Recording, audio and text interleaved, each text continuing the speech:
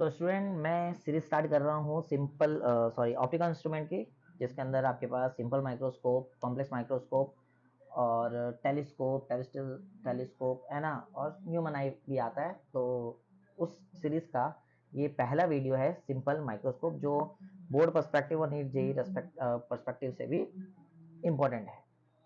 चलिए, तो सबसे पहले हम लोग देख लेते हैं सिंपल माइक्रोस्कोप। तो सिंपल माइक्रोस्कोप में क्या होता है कि आपको छोटी चीजें जो होती है, बहुत ज्यादा छोटी छोटी है ना, वो जैसे ये छोटी छोटी चीजें, ये आप नेकेड आई से नहीं देख पाओगे। सर अभी तो दिख रहा है ना, इससे भी ज्यादा छोटी चीज जो आप नेकेड आई से नहीं देख पाओगे, तो उसके लिए हम लोग सिंपल माइक्रोस्कोप का यूज करते हैं। लेकिन सिंपल माइक्रोस्कोप पढ़ने से पहले हम लोग कुछ चीजें पढ़ लेते हैं जो हमारे काम की है ना, जो थ्रू आउट ऑप्टिकल इंस्ट्रूमेंट में काम आएगा। तो सबसे पहले चीज कि मैं एज्यूम करता हूँ कि मेरे पास में एक ऑब्जेक्ट है, ये ऑब्जेक्ट है, okay, A and B.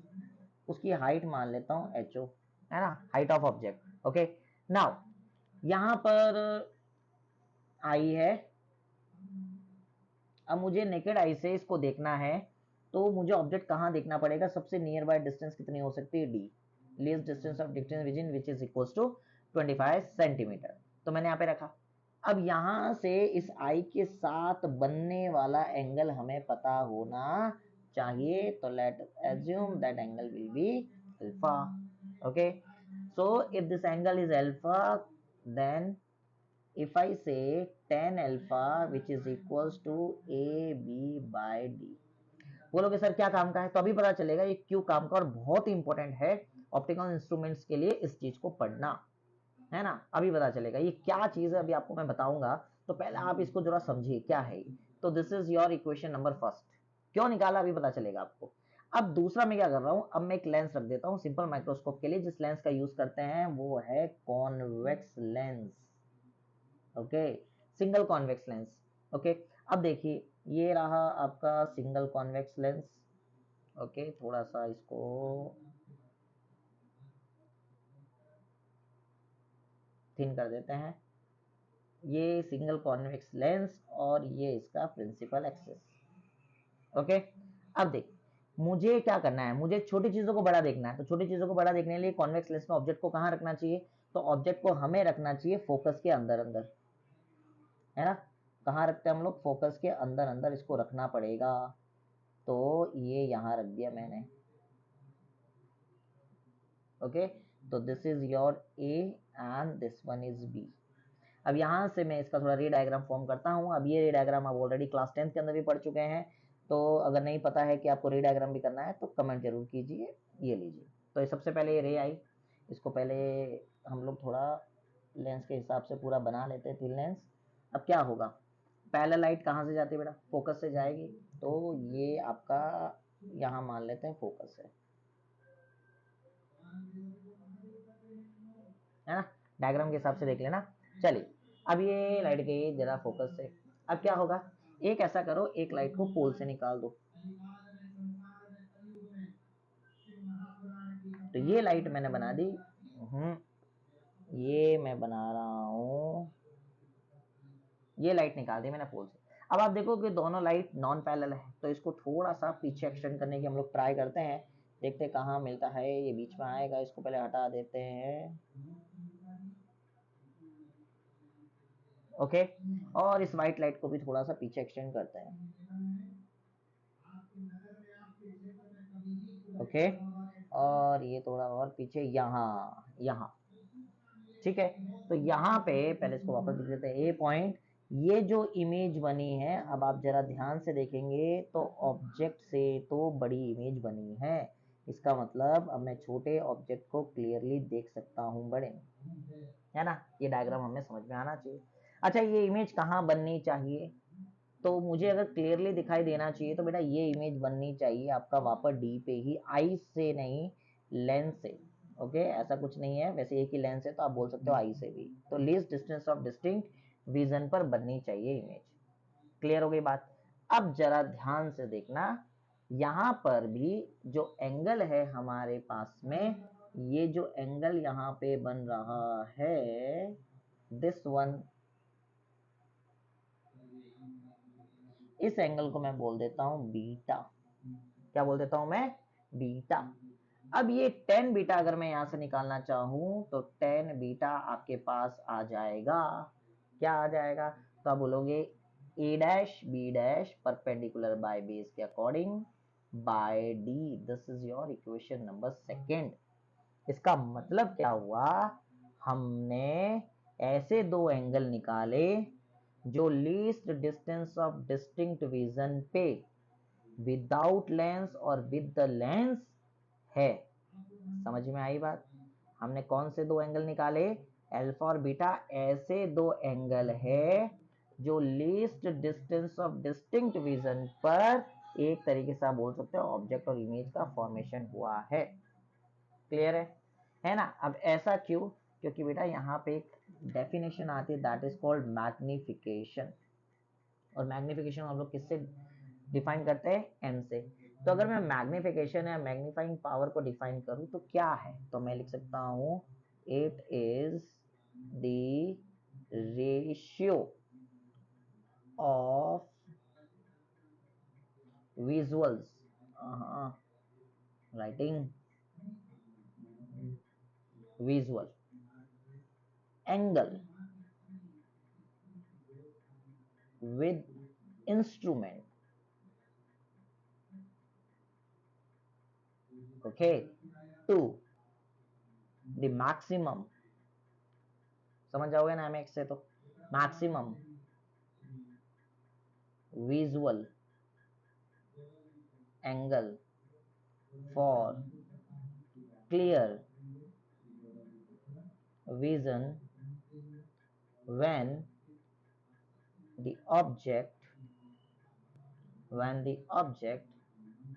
is at least distance of distinct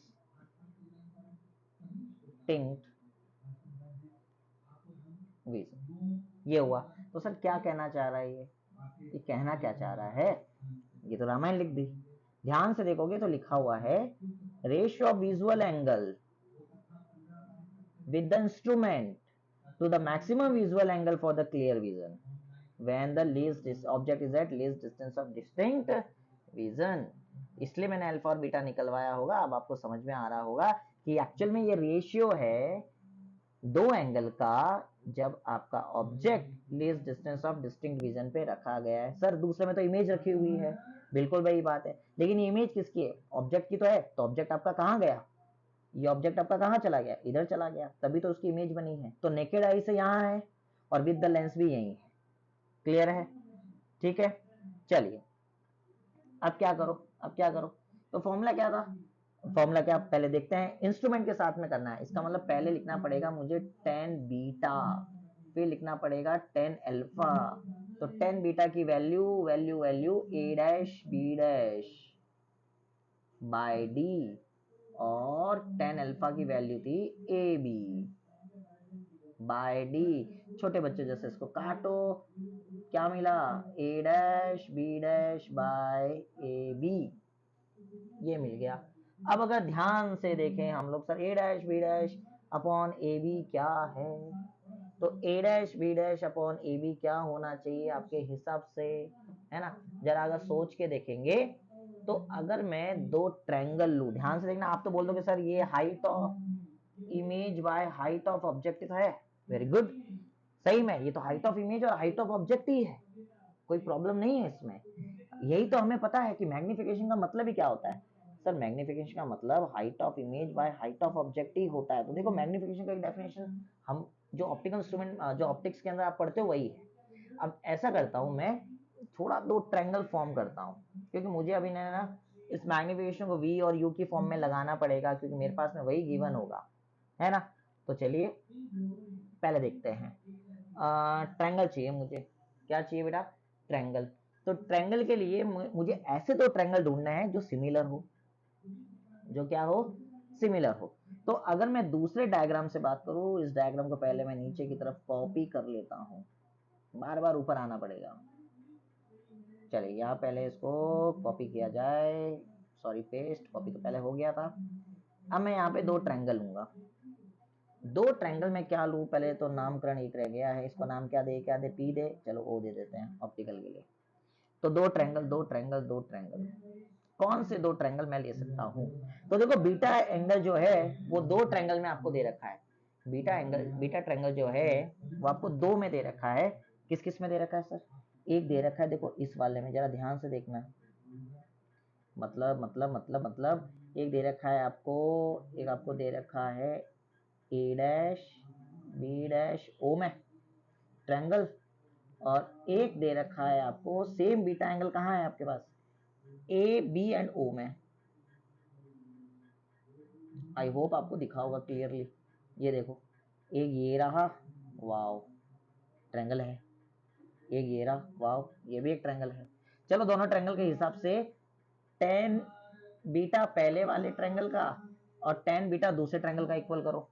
तो दोनों का टेन बीटा मैं इक्वल कर रहा हूं, तो बेटा टेन बीटा क्या क्या क्या क्या मिला पहले वो देखते हैं।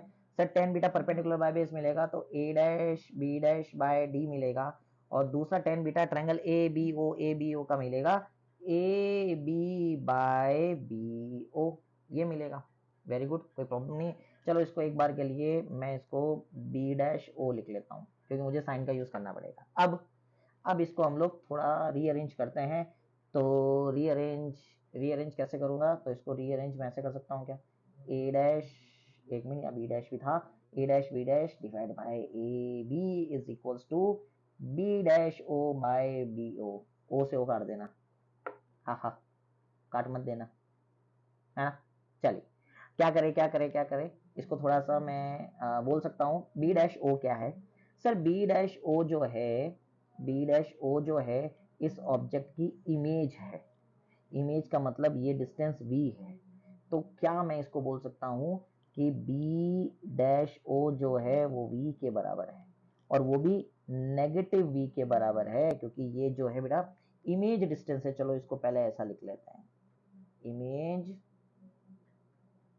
Distance from lens. इसका मतलब मैं इसको माइनस का v लिख सकता हूँ, और v d के बराबर है, तो माइनस d हो गया। अच्छा बी ओ क्या है? तो आप बी ओ क्या बोलोगे? बी ओ क्या है? ऑब्जेक्ट डिस्टेंस, ऐसे पता है आपको ये क्या है, फिर भी लिख दे रहा हूं, from lens which is equals to minus U. Okay, तो रिप्लेस करते हैं पहले चीजों को। तो यहां से आ जाएगा मैग्निफिकेशन, जो कि है A dash by B dash by A B which is equals to B dash by O B O, कितना है सर? ये minus D by minus U है। क्लियर है? ओके, माइनस माइनस गया, मैग्निफिकेशन मिल गया, सॉरी डी बाय यू। तो magnification आपको क्या देखने को मिला सर? मैग्निफिकेशन देखने को मिला D by U. Very good, तो मैग्निफिकेशन आ गया। लेकिन अब देखो हमने ऐसा केस लिया है कि इमेज कहाँ बनी है? आपकी least distance of distinct region. Sir क्या ऐसा हो सकता है कि इमेज हमें बहुत बड़ी दिखे, मतलब इमेज आपकी इन्फिनिट पे चली जाए? बिल्कुल हो सकता है, बिल्कुल हो सकता है। तो ऐसा करते हैं हम लोग, इसके दो केस बनाते हैं। क्या बनाते हैं बेटा? इसके दो केस बनाते हैं। केस नंबर फर्स्ट, क्या बोल रहा हूं मैं? When image is formed formed at infinity। ये मैं एक केस बना दे रहा हूँ, पहला केस ये और दूसरा तो ऊपर बना हुआ है। अगर इंफिनिटी पे बना तो क्या होगा? तो सर कुछ नहीं होगा। जैसे ये आपके पास में जो लेंस है, गंदा लेंस है, वेरी गुड, ये बढ़िया लेंस है, ये लेंस है ना। इमेज ऑब्जेक्ट को कहाँ रखना पड़ेगा सर? जहां तक पता है ऑब्जेक्ट को फोकस पे रखना पड़ेगा। Very good. अब ऑब्जेक्ट को जब फोकस पे रखेंगे तो सर यहाँ से रे ऑफ लाइट जाएगी, यहाँ से फोकस से निकल जाएगी, ओके, और एक लाइट यहाँ से निकलेगी। ये तो नहीं बना, डायग्राम थोड़ा सा ही बनाना पड़ेगा। तो ऐसा करते हैं, पहले ये लाइन निकाल लेते हैं, है ना। अब इससे थोड़ी पैरेलल लाइन थोड़ा दिमाग में रहेगा, हाँ ये पैरेलल लाइन, ओके। चलिए इसको पीछे एक्सटेंड करो, कहीं मिलेगी क्या? यस सर मिलेगी ना। कहाँ मिलेगी? इन्फिनिट पे। कहाँ मिलेगी? इन्फिनिट पे।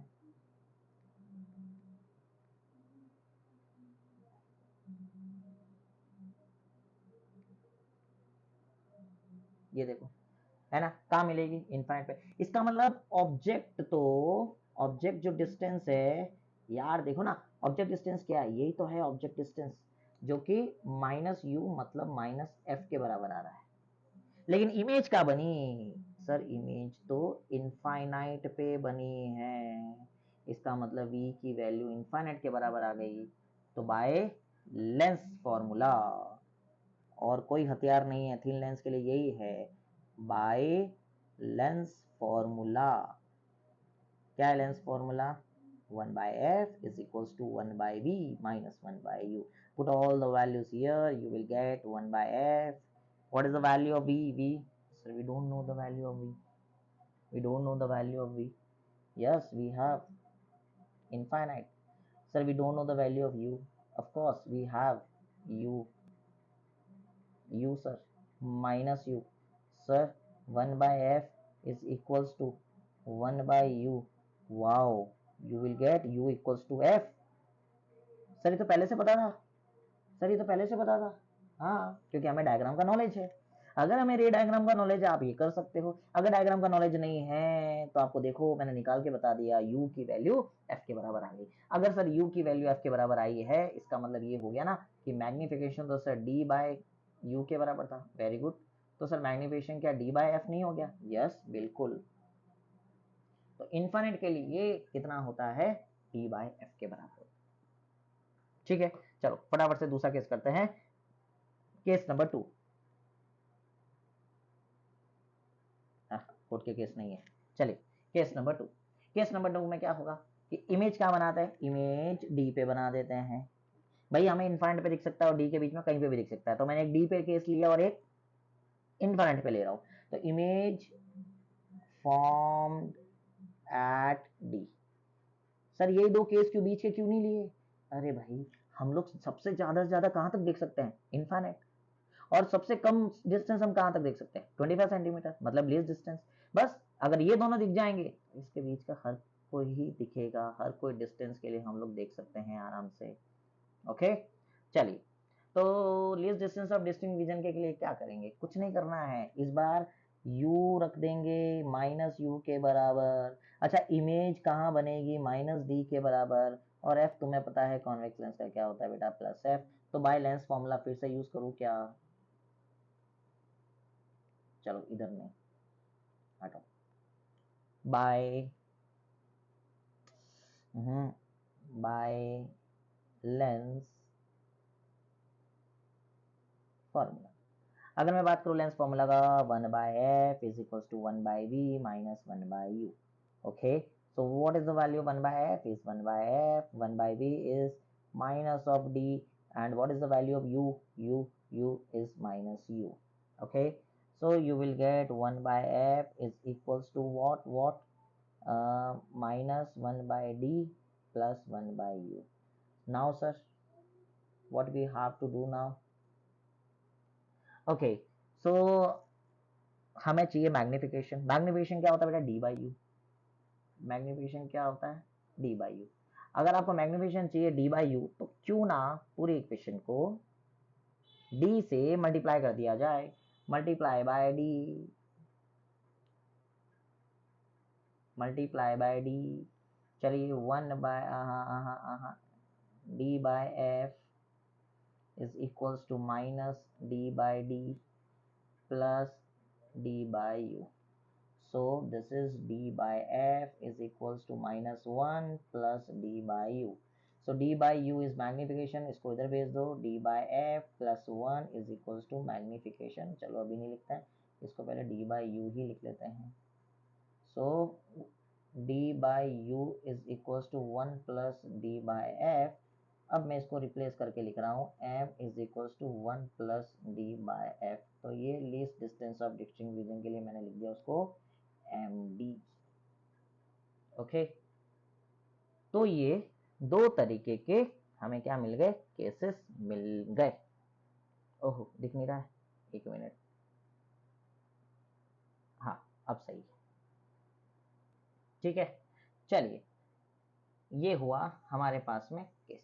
अब देखो इसमें एक चीज और है, एक चीज और, अगर हमारी आंखें, मतलब हम जिस भी माइक्रोस्कोप के अंदर देख रहे हैं, सिंपल माइक्रोस्कोप के अंदर अगर लेंस और हमारे आई के बीच में डिस्टेंस हुआ तो, है ना, नोट नोट नोट डाल के लिख रहा हूं,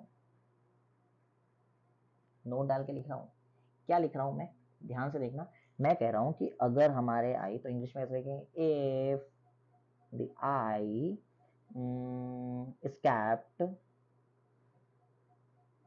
is kept at a distance,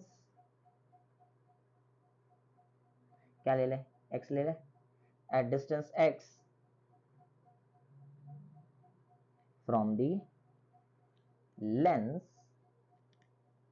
so that, क्या हो जाएगा उस केस में। अब देखो हमने ऑलरेडी x डिस्टेंस पे रख रखी है हमारी आंखें, पहले d के बराबर ही थी, तो पता क्या होगा, कुछ नहीं करना है, v को d में से x माइनस कर देना, बस ये कर देना बेटा, आंसर आ जाएगा। ठीक है, और कुछ नहीं करना है।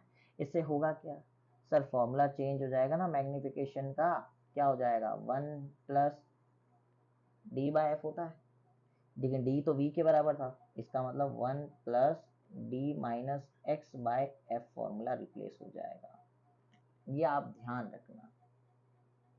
ओके, क्लियर है, चलिए